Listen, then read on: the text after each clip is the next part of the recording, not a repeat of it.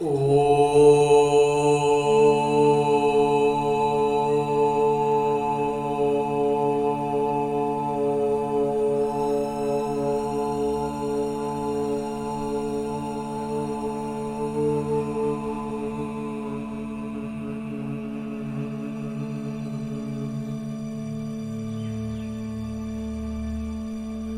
शांति।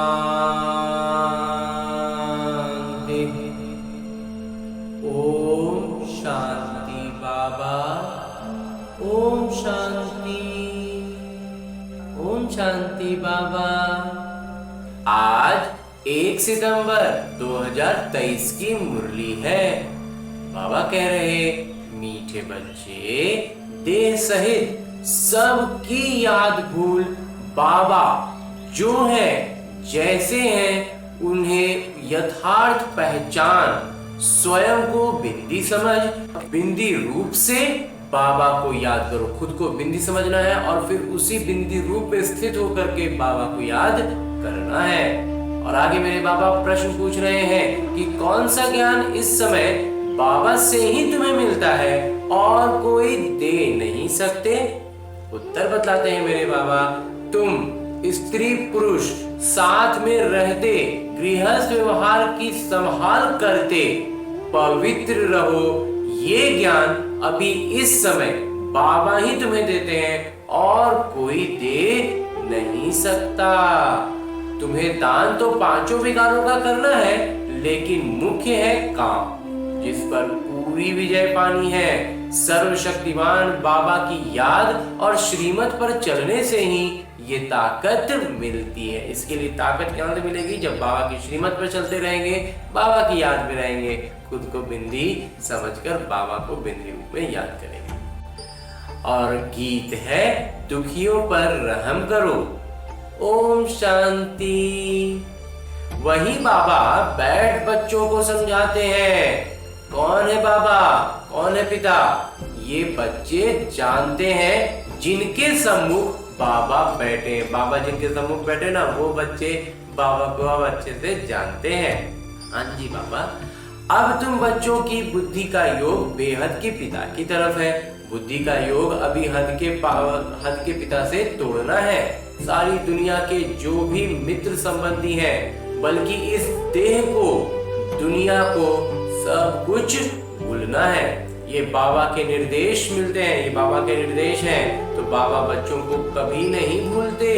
बाबा तो कहते हैं, भक्ति मार्ग में भी तुम भक्तों की मैं संभाल करते आया हूँ, परंतु नाटक अनुसार तुम बच्चों को भूलना ही है। भुलवाती है माया। हम आत्मा है, ये भी रावण भुला देता है। हम अपने आप को आत्मा है, ये भी भुला देता है। देह अभिमानी बना देता है, शरीर का अभिमान में पूरा डुबा देता है। ये तुम बच्चों का किरदार है। ऐसे नहीं कि तुम वहां सिर्फ बाबा को भूल जाते हो, परंतु वो जो है, जैसे हैं, उस पिता की याद और सुख देने का ज्ञान सब भूल जाते हो। अभी तुम जानते हो बाबा कल्प कल्प आते हैं। बाबा कैसे हैं ये भी बुद्धि में धारण करना है। मनुष्यों ने तो शिवलिंग का बड़ा चित्र बना दिया है, और सभी के चित्र तो ठीक है, जैसे ब्रह्मा, विष्णु और शंकर का चित्र भी ठीक है, मंदिरों में पूजे जाते हैं, परंतु परमपिता परमात्मा का नाम, रूप, देश, काल जो है सब भूल जाते हैं, चित्र भी भूल जाते हैं। अभी तुम बच्चों को समझाया जाता है कि आत्मा बिंदी रूप है। सितारे मिसल बिंदी, एकदम सितारा जो आसमान में सितारा होता है ना, वैसी बिंदी भृकुटी के बीच में रहती है। बच्चे जानते हैं कि हम आत्मा है। शरीर की भृकुटी के बीच मुझ आत्मा का स्थान है। ये तो सब मानेंगे, बहुत सूक्ष्म बिंदी जैसी है। ये भी जानते हो कि परमपिता परमात्मा भी ऐसी बिंदी रूप ही होंगे। खुद आकर समझाते हैं कि मैं भी बिंदी हूँ, परंतु मनुष्यों ने बड़ा रूप ज्योतिर्लिंगम बना दिया है। जैसे बुद्ध का भी बड़ा लंबा चौड़ा रूप बनाते हैं, पांडवों के शरीर भी भक्ति मार्ग में बहुत लंबे बनाते हैं। भक्ति मार्ग में लंबे चित्र होते हैं, ज्ञान मार्ग में छोटी चीज होती है। भक्ति में सब कुछ बड़ा बड़ा करके दिखाते हैं, ज्ञान मार्ग में बाबा कहते हैं तो परमात्मा तो छोटी है, चीजें छोटी हो गई।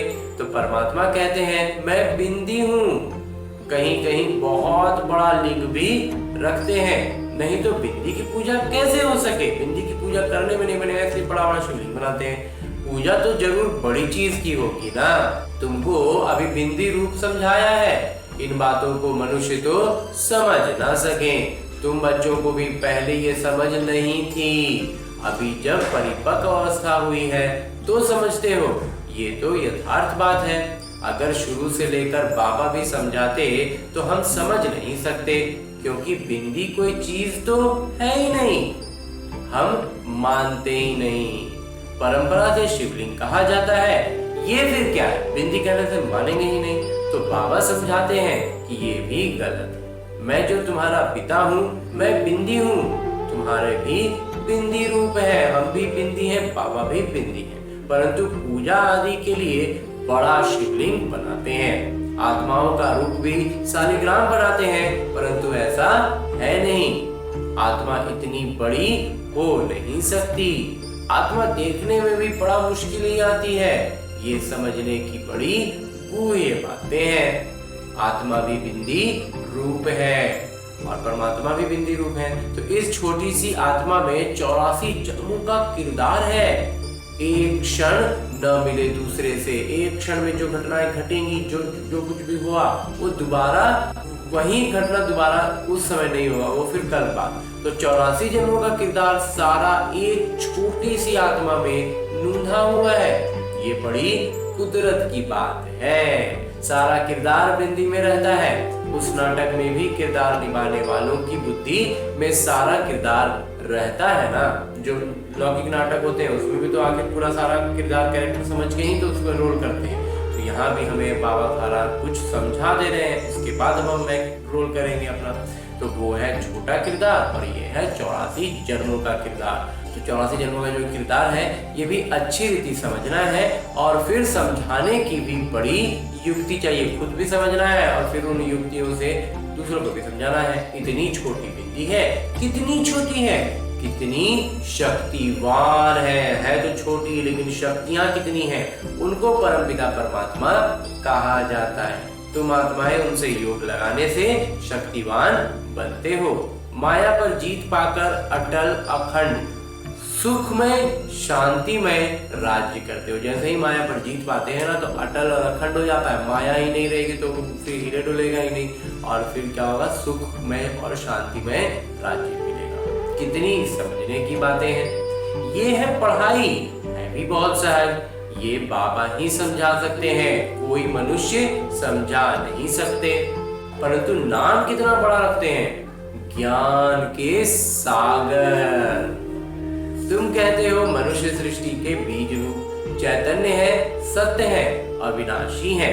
कहते आते हैं कि कहते तो आते हैं परंतु किसी की बुद्धि में नहीं आता कि वो वस्तु क्या है।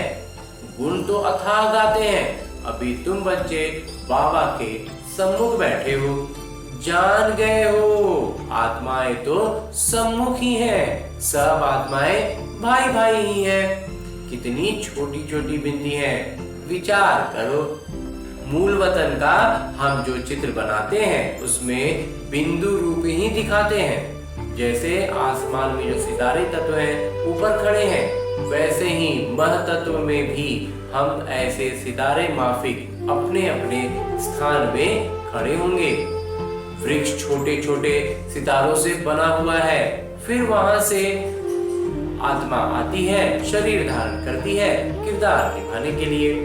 कैसे क्रमशः आत्माएं आती, आने में भी क्या है, क्रमशः है। ये सारी बुद्धि चलनी चाहिए। हर एक धर्म का स्थान अलग होगा।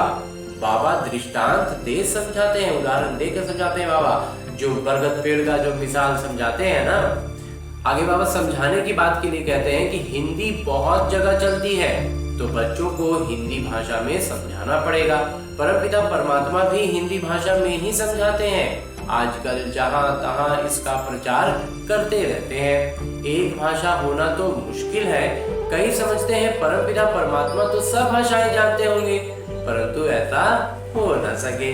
अथाह अनेकानेक भाषाएं हैं, वो तो सीखनी पड़ती हैं। परमपिता परमात्मा को तो कुछ सीखना नहीं है। उन्होंने कल्प पहले जिस भाषा में समझाया है उसे समझाते हैं। बाकी भाषाएं तो हर एक को पढ़नी होती हैं, बाबा को पढ़नी होती है क्या? नहीं बाबा, तुम देखते हो शुरू से हिंदी चली है, सब हिंदी सीखे जाते हैं। तो भारत में हिंदी का प्रचार, बाबा भी हिंदी में समझाते हैं, फिर हर एक को अपनी भाषा में ट्रांसलेशन कर औरों को समझाना पड़े, अपनी अपनी भाषा में उसका रूपांतरण करके अपनी बातें समझानी है, बाबा की बातें। तो बाबा और बाबा की रचना का परिचय सबको समझाना है। सभी के सद्गति दाता वो एक पिता है, ये सब जानेंगे। बरोबर बाबा आए हुए, ये बात सब जानेंगे कि परमपिता परमात्मा आए हुए हैं। बाबा कहते हैं मैं भारत में ही आता हूँ, भारत मेरा अवतरण स्थान है। शिव के मंदिर, देवी देवताओं के मंदिर भी यहाँ हैं। देवी देवताओं का राज्य भी भारत में होता है, बाबा भी भारत में आते हैं। देवी देवता धर्म की स्थापना यहाँ की है, तो मंदिर भी यहाँ चाहिए। औरों के इतने मंदिर नहीं होंगे, यहाँ तो बहुत मंदिर हैं। घर घर में लक्ष्मी नारायण के चित्र, राधे कृष्ण के चित्र, राम सीता के चित्र रखते हैं, क्योंकि भारत से होकर गए हैं। परंतु उन्होंने कैसे राज्य लिया ये भूल गए। चैतन्य में राज करके गए हैं। लक्ष्मी नारायण वैकुंठ के महाराजा महारानी हैं, उनको राज्य किए कितना समय हुआ ये भी जानते हैं, मुख से कहते भी हैं। क्राइस्ट से 3000 वर्ष पहले देवी देवताओं का राज्य था, तो क्राइस्ट को 2000 वर्ष हुए ना। तो जो ऐसे कहते हैं उन्हें उसी बात पर समझाना चाहिए। कहते हैं क्राइस्ट से 3000 वर्ष पहले देवी देवताओं का राज्य था, अर्थात स्वर्ग था। ऐसे नहीं कि क्राइस्ट भी उस स्वर्ग में थे। पूछेंगे क्रिश्चियन लोग तब कहाँ थे, यानी उन्होंने आत्माएं कहाँ थीं? इस्लामी, बौद्धी, क्रिश्चियन आदि की आत्माएं सब कहाँ थीं? ये समझाना तो बड़ा सहज है। वो सब निर्वाण धाम व निराकारी दुनिया में थीं। निराकारी दुनिया भी है, दुनिया में जरूर बहुत रहने वाले होते हैं। सभी आत्माओं का निवास स्थान महतत्व रूपी निराकारी दुनिया में है। तुम बच्चों की बुद्धि भी अभी ये है कि इस समय सब देवी देवताओं की आत्माएं हाजिर हैं। तब बाबा आए हैं, फिर से देवी देवता धर्म की स्थापना करते हैं। समझो कोई धर्म आता है तो पहले बहुत छोटा होता है, छोटी छोटी शाखाएं निकल जब पूरी होती हैं तब ये तुम्हारा आधार भी पूरा होता है। बीज और वृक्ष का राज समझाना तो बहुत सहज है। मनुष्य सृष्टि का वृक्ष बहुत धर्मों का है। समझते भी हैं फलाना धर्म था तो फलाना धर्म नहीं था। अभी छोटे छोटे धर्म निकलते हैं, पहले तो नहीं थे ना। छोटी छोटी शाखाएं तो अभी कितनी निकली हैं, ये तुम बच्चे जानते हो और कोई नहीं जानते। आत्मा और परमात्मा का बिंदी रूप भी नहीं जानते हैं। अभी बाबा ने तुम बच्चों को आकर समझाया है। तुम कहते हो बाबा हम आपके बच्चे हैं, कल पहले भी आपसे मिले थे, आपके बच्चे बने थे। बच्चे बनते हैं, बाबा से वर्षा ले ले। बाबा कहते हैं तुम हमारे हो, गोया गोद लिया, मुख वंशावली बने। तुम सब गोद लिए हुए हो, सब अडॉप्टेड हो। बाबा भी ब्रह्मा मुख से कहते हैं तुम आत्माएं हमारी हो। तुम आत्माएं भी कहती हो बाबा आपने जो ब्रह्मा तन में आकर अपना परिचय दिया है तो हम आपके बने हैं। बाबा कहने से ही वर्षे की खुशबू आनी चाहिए। बच्चे ही कह सकते हैं, और ये बात सिर्फ बच्चे ही कह सकते हैं। ये है प्रवृत्ति मार्ग। सन्यासियों के शिष्य बनते हैं तो वो पिता पुत्र नहीं बनते। वर्षा बाबा से जायदाद का मिलता है, वो तो कहेंगे हमने गुरु किया है, गुरु से तो जायदाद का वर्षा नहीं मिलेगा। वो तो जायदाद को छोड़ जंगल में चले जाते हैं, वो जायदाद दे न सके। वो है ही निवृत्ति मार्ग वाले। बाबा तो जायदाद देते हैं, उनसे कुछ नहीं मिलता। उन सन्यासियों से बाबा कहते हैं कि कुछ नहीं मिलता, लेकिन बाबा तो जायदाद भी देते हैं। जंगल में जाएंगे तो सन्यासी कहलाएंगे, तुम भी सन्यासी कहलाते हो। वो है हठ योगी सन्यासी और तुम हो राजयोगी सन्यासी। सन्यासी अर्थात 5 विकारों का त्याग करने वाले। सो तो तुम त्याग करते हो और फिर पवित्र दुनिया में चले जाते हो। वो त्याग करते हैं परंतु पवित्र दुनिया में नहीं जाते, पति दुनिया में ही रहते हैं। तो बाबा समझाते हैं आत्मा कितनी छोटी है, इतनी छोटी वस्तु में कितनी ताकत है, अविनाशी भी है। वो बाबा इस शरीर द्वारा समझाते हैं, तुम्हारी आत्मा समझती है। बाबा कहते हैं मैं आता ही तब हूँ जब कलयुग का अंत है, तमो प्रधान पतित हो जाते हैं। मुझे याद भी तब करेंगे जब संगम होगा, तब ही हम आएंगे, तब ही विनाश के चिन्ह भी देखने में आएंगे। सो तो बरोबर देखते हो, अभी तुमको समझ मिलती है, वो फिर औरों को देनी है। अभी कलयुग का अंत जरूर है। यादव कौरव पांडव भी हैं, महाभारत लड़ाई भी है। बरोबर उस समय राजयोग भी सीखते थे। पांडवों ने विजय पाई, यादव कौरव विनाश हुए। स्वर्ग में तो एक ही धर्म होता है, अनेक धर्म समाप्त हो जाते हैं। ये बाबा बैठ समझाते हैं। बच्चे जानते हैं बाबा की इस राजयोग की शिक्षा से हम बरोबर 100 देवी देवता पद पाते हैं। तुम पुरुषार्थ करते हो, हम तो नर से नारायण ही बनेंगे, बाबा का वारिस जरूर बनेंगे, तख्त नशीन बनेंगे। फिर जितना जो पुरुषार्थ करेंगे उतना पद पाएंगे।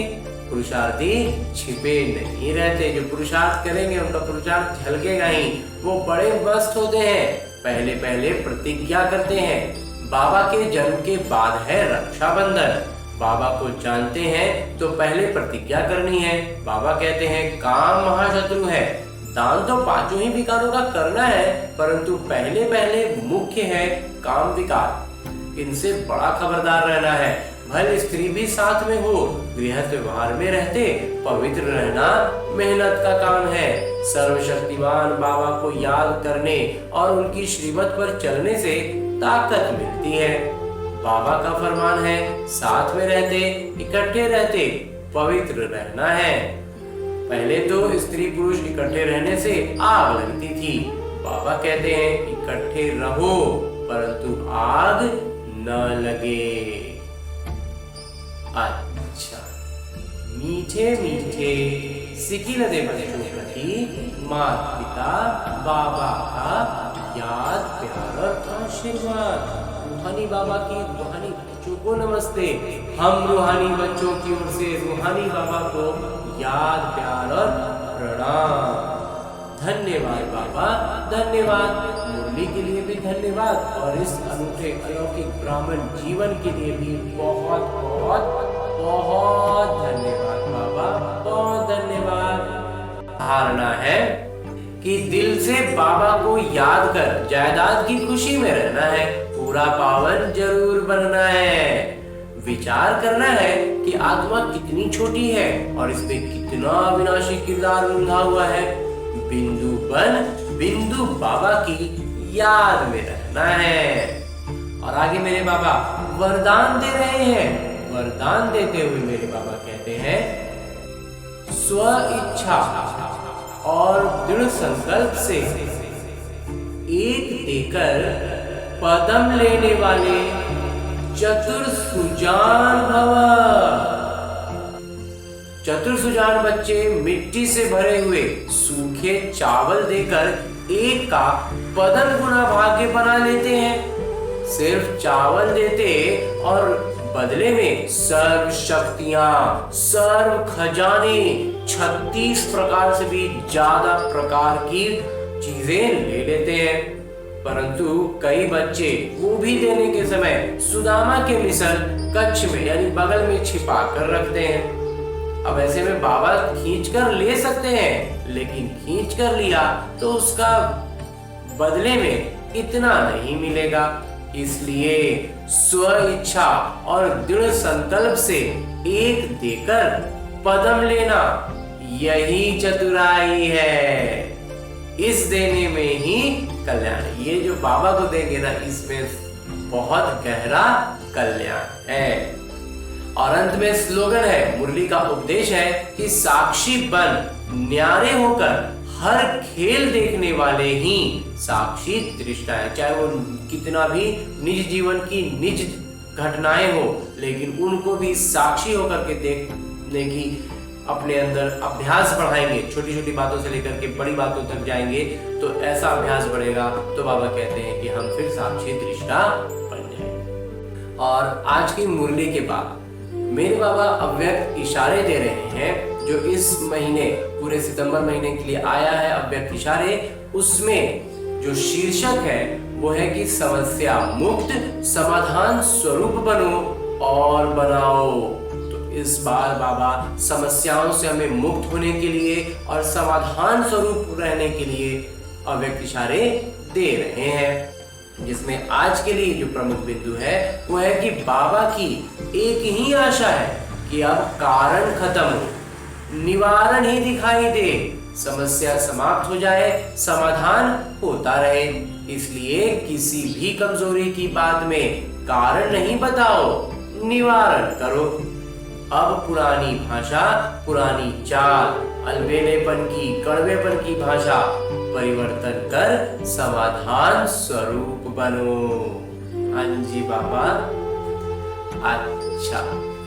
ओम शांति बाबा, ओम शांति।